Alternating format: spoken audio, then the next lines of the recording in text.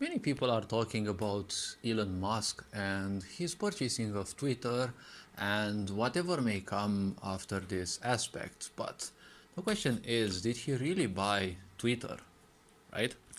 Is he really a savior of this society? See, you're forgetting one thing in this world.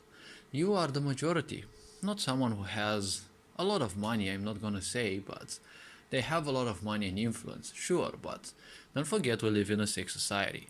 And ultimately, it matters more or less not, because Twitter, Facebook, and all the others are part of the same hive mind corporatist society that wants to integrate you all, right, into the so called Borg agenda. See, and well, if you look at the representatives of this so called corporation, right, Mark Zuckerberg constantly talks about AI and, transcending the idea of being human and becoming cybernetic. But his role is to simply deal with AI in the sense of, misinformation. Or, well, as they say, information and, algorithms to give you whatever they want you to know and such. While Mark Zuckerberg is, well, interestingly enough, he's obsessed with turning humans into machines. Doesn't this sound a bit familiar? It's technically the same agenda of those who actually want to rule the world and want you turned into machines, right? The Chinification of Europe through credit systems. Technically, they want a world of cyborgs. And, if you are obedient by design in a sick society, you are technically a cyborg, a machine whose purpose is to simply execute all the orders that it is given, right? Don't forget that the more time a sick society has, the more it will advance in its sickness. And first of all, it will repress the truth. And then it will send a wave of pseudo-saviors, people who are charming, people who will present you your own death as your own salvation, right? Because Bill Gates presented you the pandemic as your salvation if you followed the steps recommended by society. And, you have other, top European representatives, right? Ursula von der Leyen, or whatever her name is, and other people in the European Union. Certain people in the American administration, right?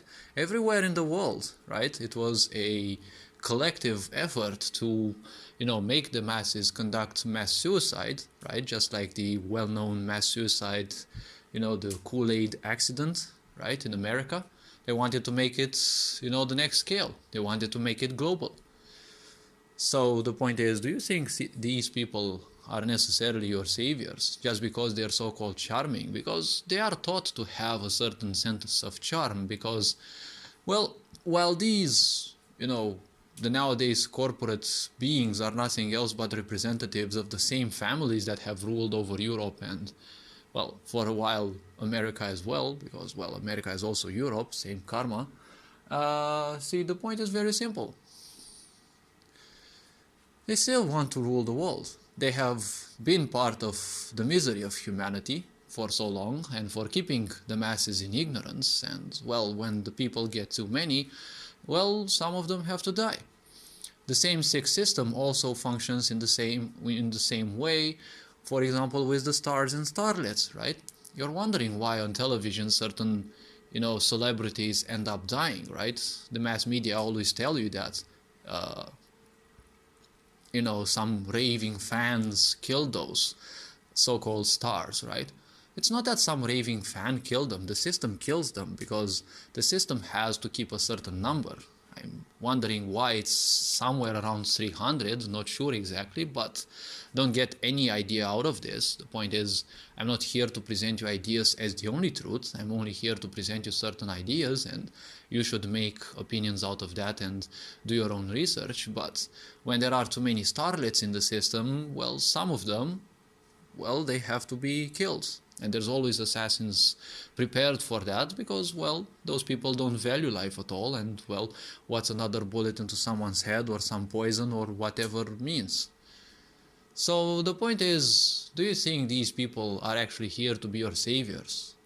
If someone's smiling, they're not necessarily your friends. right? And when those people don't do anything then tell you what better life you'll be having if you become machine, and they're so certain that you will become a machine, well, see, that kind of goes to show that maybe they have the money, but they don't have much of a brain, right? They want to make a cybernetic brain, but definitely they don't know how their own brain functions, right? So this goes to show how sick certain people are, right? Why not learn how to, value your own body, how this body functions at different layers and subtleties, and well, maybe you will have a much better life, right? But it's these representatives that are now the next wave of people who have to impress humanity with something that is supposed to be much better. Don't forget, you live in a society that wanted you to kill yourself and would even fine you or imprison you if you were against it. So do you think these people are necessarily your saviors?